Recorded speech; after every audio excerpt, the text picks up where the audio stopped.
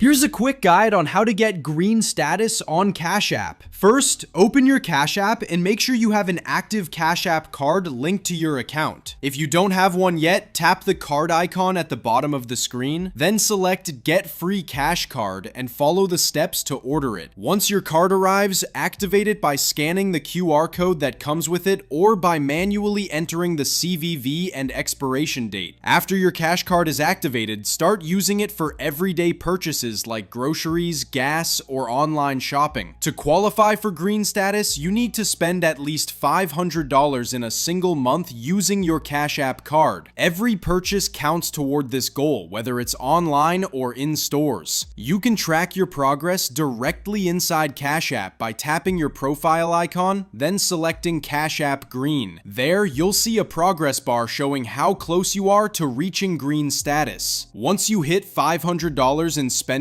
for the month, your Cash App will display green status earned, just like in the screenshot. Having green status gives you special benefits like custom weekly offers, free overdrafts up to a certain amount, higher savings interest, no in-network ATM fees, and free paper money deposits. If this guide helped you, please make sure to leave a like and subscribe so we can continue helping others.